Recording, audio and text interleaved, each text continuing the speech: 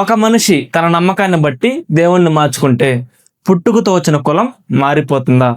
రాజ్యాంగం ఇచ్చిన రిజర్వేషన్ రద్దయిపోతుందా? దశాబ్దాలుగా నలుగుతున్న ఈ ప్రశ్నకి సమాధానం ఇస్తూ రీసెంట్గా సుప్రీంకోర్టు ఒక సంచలనమైన తీర్పు ఇచ్చింది.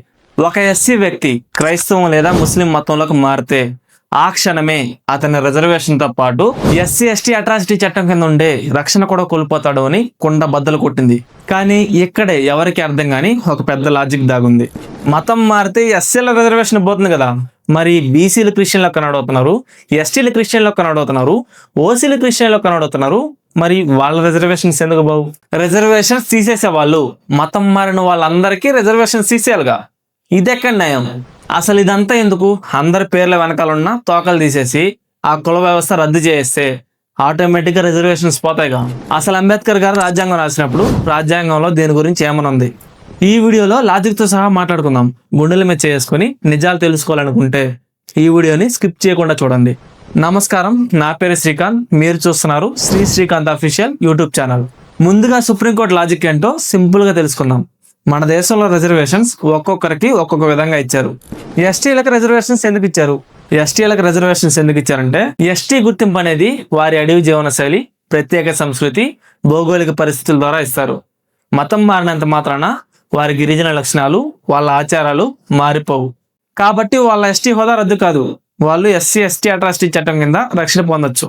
బీసీలకు రిజర్వేషన్స్ ఎందుకు ఇచ్చారు? బీసీలకు రిజర్వేషన్స్ ఎందుకు ఇచ్చారంటే వాళ్ళు విద్యాపరంగా సామాజికంగా వెనుకబడ్డారు కాబట్టి, పేదరికం వెనుకబాటుతనం అనేది అన్ని మతాల్లో ఉంటుంది కాబట్టి వాళ్ళు ఏ మతంకు మారినా వాళ్ళ రిజర్వేషన్స్ రద్దు కావు.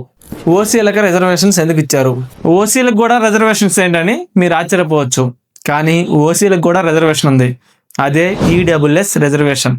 ఈ రిజర్వేషన్ ఎస్సీ ఎస్టీ బీసీలకు ఇచ్చినప్పుడు ఇవ్వలేదు. మన కేంద్ర ప్రభుత్వం 2019లో పార్లమెంట్లో రాజ్యాంగ సవరణ చేసి మరి ఓసీలలో ఉన్న పేదలకి ఈ రిజర్వేషన్స్ ఇచ్చారు. ఈడబ్ల్యూఎస్ రిజర్వేషన్స్ కి ఎవరు అర్హులంటే సంవత్సరానికి 8 లక్షల కంటే తక్కువ ఆదాయం, 5 ఎకరాల కంటే తక్కువ భూమి ఉంటే వాళ్ళు ఈడబ్ల్యూఎస్ రిజర్వేషన్స్ కి అర్హులు అవుతారు. ఈ ఈడబ్ల్యూఎస్ రిజర్వేషన్ కి మతంతో కులంతో సంబంధం లేదు. మరి ఎస్సీలకు మాత్రమే ఎస్సీ రిజర్వేషన్ ఎందుకు కట్ చేస్తున్నారు? ఎందుకంటే ఎస్సీలకు రిజర్వేషన్స్ వచ్చింది ప్రాంతం వలనో చదువు లేకనో కాదు, అంటరానితనం అనే మహమ్మారి వల్ల. తరతరాల నుంచి ఊరికి దూరంగా ఉంటూ గుడికి దూరంగా ఉంచుతూ వచ్చిన సామాజిక వివక్ష వల్ల. కాబట్టి వివక్ష లేని మతంలోకి మీరు స్వచ్ఛందంగా వెళ్ళి మళ్ళీ వెనక్కి వచ్చి అంటరానితనం పేరుతో రిజర్వేషన్స్ ఎలా అడుగుతారు? ఒకేసారి వేరే మతాలను ఆచరిస్తూ పాత కులం తాలూకా ప్రయోజనాలు పొందడం రాజ్యాంగ విరుద్ధమని సుప్రీంకోర్టు స్పష్టం చేసింది. కానీ ఇక్కడే ఒక అతిపెద్ద నిజం దాగుంది. డాక్టర్ బిఆర్ అంబేద్కర్ గారు తను స్వయంగా రాసిన రాజ్యాంగంలోని ఆర్టికల్ 341 ప్రకారం మతం మారితే కులం పోతుంది అని ఎక్కడా రాసిలేదు. అవును, మీరు విన్నది నిజమే, రాజ్యాంగంలో ఆ మతపరమైన కండిషన్ లేదు. ఆర్టికల్ 341 చాలా సింపుల్ గా ఒక మాట చెప్తుంది. ఏ కులాలను లేదా వర్గాలను షెడ్యూల్ కులాలుగా గుర్తించాలో నిర్ణయించే అధికారం రాష్ట్రపతికే ఉంటుంది అని. 1950 జనవరి 26న రాజ్యాంగం అమల్లోకి వచ్చిన కొద్ది నెలలకే 1950 ఆగస్టులో అప్పటి రాష్ట్రపతి బాబు రాజేంద్ర ప్రసాద్ గారు ఆర్టికల్ 341 ఇచ్చిన అధికారంతో ఒక ఉత్తర్వు జారీ చేశారు. దాని పేరే కాన్స్టిట్యూషన్ ఆర్డర్ 1950. ఈ ఆర్డర్ లోనే క్లాస్ 3లో మొట్టమొదటిసారిగా మతం గురించి ప్రస్తావించారు. ఆ పాయింట్ ఏంటంటే హిందూ మతాన్ని ఆచరించే వారిని తప్ప మరే ఇతర మతాన్ని ఆచరించే వారిని షెడ్యూల్ కులాలుగా పరిగణించకూడదు. అంటే మతం మారితే రిజర్వేషన్ పోతుంది అనే రూల్ రాజ్యాంగంలో లేదు, రాష్ట్రపతి ఇచ్చిన ఆర్డర్లో ఉంది. అప్పుడు అంబేద్కర్ గారు ఏం చేస్తున్నారు? ఈ ఆర్డర్ని ఎందుకు ఆపలేదు? ఇది చాలా మందికి వచ్చే డౌట్. 1950లో డాక్టర్ బిఆర్ అంబేద్కర్ గారు మన దేశపు తొలి న్యాయశాఖ మంత్రి. ఆయనకు తెలిసే ఆయన ఆమోదంతోనే ఈ ఆర్డర్ పాస్ అయింది. దానికి ఆయన అంగీకరించడానికి కారణం ఆ కాలంలో అంటరానితనం అనేది కేవలం హిందూ మతంలోని వర్ణ వ్యవస్థ ద్వారా వచ్చిన దురాచారం మాత్రమే అని ఆయన భావించారు. ఇస్లాం, క్రైస్తవ మతంలో కుల వ్యవస్థ లేదు కాబట్టి ఆ మతంలోకి వెళ్ళిన వారికి రిజర్వేషన్స్ అవసరం లేదని అప్పటి ప్రభుత్వం డాక్టర్ బిఆర్ అంబేద్కర్ గారితో సహా భావించారు. కానీ తర్వాత కాలంలో 1950 ఆర్డర్లో మార్పులు తెచ్చారు. 1956లో సిక్కు మతంలో కూడా కుల వివక్ష ఉందని గుర్తించి సిక్కు మతంలో ఉన్న దళితులకి ఎస్సీ హోదా కల్పించారు. అంబేద్కర్ గారు తనతో పాటు దాదాపు 4 లక్షల మంది దళితులతో హిందూ మతాన్ని వదిలి బౌద్ధ మతం స్వీకరించారు. మనిషిని మనిషిగా చూసే సమాజం కోసం, కులం లేని భవిష్యత్తు కోసం ఆయన ఒక చారిత్రక అడుగు వేశాడు. దురదృష్టవశాత్తు ఆయన బౌద్ధ మతం తీసుకున్న 2 నెలలకే డిసెంబర్ 6, 1956న ఆయన కన్నుమూశారు. దళితులు పెద్ద సంఖ్యలో బౌద్ధ మతం స్వీకరించాక మా పైన ఇంకా కుల వివక్ష పోలేదు, సమాజం మా పైన చూపే వైఖరి అలానే ఉంది, మాకు ఎస్సీ హోదా ఇవ్వండి అని పెద్ద ఎత్తున ధర్నాలు జరిగాయి. దీంతో 1990లో విపి సింగ్ ప్రభుత్వం చట్టాన్ని సవరించి బౌద్ధ మతంలో ఉన్న దళితులను కూడా ఎస్సీ జాబితాలో చేర్చారు. దళిత క్రిస్టియన్లు, దళిత ముస్లింలు ఏమంటున్నారంటే, మేము మతం మారినా మా పైన చూపించే కుల వివక్ష ఇంకా మారలేదు, మాకు ఎస్సీ రిజర్వేషన్ ఇవ్వండి అని ఈ రోజుకి ఫైట్ చేస్తూనే ఉన్నారు.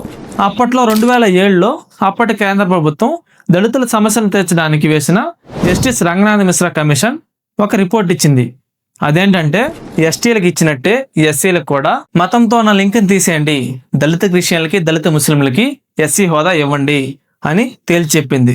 అంతకుముందు 2006లో సచార్ కమిటీ దళిత ముస్లింల పరిస్థితి దళిత హిందువుల కంటే దారుణంగా ఉంది అని చెప్పింది. కేంద్ర ప్రభుత్వం 2022లో ఒక ప్రత్యేక కమిషన్ ఏర్పాటు చేసింది. దాని పేరు జస్టిస్ కేజీ బాలకృష్ణన్ కమిషన్. ఇందులో అతిపెద్ద మ్యాటర్ ఏంటంటే, జస్టిస్ బాలకృష్ణన్ గారు మన భారతదేశ చరిత్రలో సుప్రీంకోర్టు ప్రధాన న్యాయమూర్తి స్థాయికి ఎదిగిన మొట్టమొదటి దళిత వ్యక్తి. అసలు ఈ కమిషన్ ఏం చేస్తుందంటే, దేశం మొత్తం తిరిగి దళిత ముస్లింలు, దళిత క్రిస్టియన్ల పరిస్థితి కళ్ళారా చూసి ఒక రిపోర్ట్ ఇస్తుంది. వాళ్ళు మతం మారిన తర్వాత నిజంగా వాళ్ళ పరిస్థితులు మారాయా, లేక ఇంకా కుల వివక్ష ఎదుర్కొంటున్నారా, వాళ్ళకి ఎస్సీ హోదా అవసరమా లేదా అనే దాని మీద ఒక డీటెయిల్ రిపోర్ట్ ఇస్తుంది. ఈ రిపోర్ట్ ఈ 2026లోనే రాబోతుంది. అసలు ఈ మతం మారితే రిజర్వేషన్ రద్దు అవుతుంది అనే కాన్సెప్ట్ ఎప్పటి నుంచో ఉన్నా ఈ మధ్య కాలంలో ఎందుకు వైరల్ అవుతుందంటే, ఆంధ్రప్రదేశ్ చెందిన ఒక పాస్టర్ తనను కులం పేరు మీద దూషించారని కేసు పెట్టాడు. ఆ కేసు హైకోర్టు నుంచి సుప్రీంకోర్టు దాకా వెళ్ళింది. అక్కడ ఆ కేసును పరిశీలించిన జస్టిస్ పికే మిశ్రా ధర్మాసనం, ఒక వ్యక్తి హిందూ మతాన్ని వదిలేసి క్రైస్తవాన్ని ఆచరిస్తూ పాస్టర్గా పనిచేస్తున్నప్పుడు అతనికి ఎస్సీ సర్టిఫికేట్ ఉన్నప్పటికీ అది చెల్లదు, అతనికి ఎస్సీ ఎస్టీ అట్రాసిటీ యాక్ట్ వర్తించదు అని కేసు కొట్టేసింది. ఒకవైపు మతం మారుతూ మరొక వైపు ఎస్సీ రిజర్వేషన్లు, చట్టపరమైన ప్రయోజనాలు ఒకేసారి అనుభవించడం కుదరదని సుప్రీంకోర్టు తేల్చి చెప్పింది. అయితే మనం మరొక యాంగిల్ నుంచి కూడా మాట్లాడుకోవాలి. ఎస్సీలు క్రైస్తవం, ఇస్లాం మతంలోకి మారాక అక్కడ మమ్మల్ని దళిత క్రైస్తవులు, దళిత ముస్లింలుగానే చూస్తున్నారు. మేము మతం మారినంత మాత్రాన మా ఆర్థిక స్థితిగతులు ఏం మారలేదు, మమ్మల్ని సమాజం ఇంకా తక్కువగానే చూస్తుంది. ఆర్టికల్ 25 ప్రకారం భారతదేశంలో ఉన్న ఏ పౌరుడైనా సరే తన అంతరాత్మ ప్రబోధన మేరకు తనకు నచ్చిన మతాన్ని నమ్మొచ్చు, స్వేచ్ఛగా ఆచరించవచ్చు, దాన్ని ప్రచారం కూడా చేసుకోవచ్చు. ఇది రాజ్యాంగం మనకిచ్చిన ప్రాథమిక హక్కు. నాకు నచ్చిన దేవుని నేను నమ్మొచ్చు, నాకు నచ్చిన దేవుని నేను ప్రచారం కూడా చేసుకోవచ్చు అని రాజ్యాంగం చెప్తున్నప్పుడు ఆ హక్కును వాడుకుంటే నా రిజర్వేషన్ ఎందుకు కట్ చేస్తారు? నువ్వు దళితుడిగా పుట్టావు కాబట్టి నువ్వు చచ్చేంత వరకు హిందూ మతంలో ఉంటేనే నీ గవర్నమెంట్ జాబ్ ఇస్తాం, వేరే దేవుని మొక్కితే నీ రిజర్వేషన్ తీసేస్తాం అని చెప్పడం ఆర్టికల్ 25 ఇచ్చిన మత స్వేచ్ఛను ఉల్లంఘించడమే అని దళిత క్రిస్టియన్లు, ముస్లింలు ప్రశ్నిస్తున్నారు. దీనికి ప్రభుత్వాలు, కోర్టులు చెప్తున్న కౌంటర్ లాజిక్ ఏంటో తెలుసా? మతం మారడం నీ ప్రాథమిక హక్కు, నిన్నెవరు ఆపట్లేదు. నీ ఆధ్యాత్మిక శాంతి కోసం నువ్వు చర్చికి వెళ్ళొచ్చు, మసీదుకి వెళ్ళొచ్చు, కానీ రిజర్వేషన్ అనేది నీకు దేవుడిచ్చిన వరం కాదు, సామాజిక వెనుకబాటుతనం, అంటరానితనం ఆధారంగా ప్రభుత్వం నీకు ఇచ్చిన సదుపాయం. నువ్వు నీ ఇష్ట ప్రకారమే అంటరానితనం లేని మతంలోకి వెళ్ళావు, మంచిదే, కానీ అక్కడికి వెళ్ళాక కూడా పాత కులం తాలూకా ఫలాలు కావాలి అనడం కరెక్ట్ కాదు. ఆర్టికల్ 25 నీకు దేవుడిని ఎంచుకునే స్వేచ్ఛనిస్తుంది, కానీ కులాన్ని జోబులో పెట్టుకుని వేరే మతంలోకి వెళ్ళే స్వేచ్ఛనివ్వదు అని ప్రభుత్వం చెప్తుంది.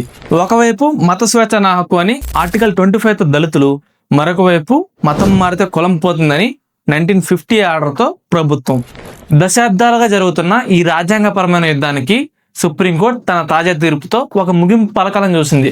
కానీ క్షేత్రస్థాయిలో గుడి మారినంత మాత్రాన గుడిసె రాతలు మారిపోతాయా? ఇది నిజంగా ఆలోచించాల్సిన విషయం.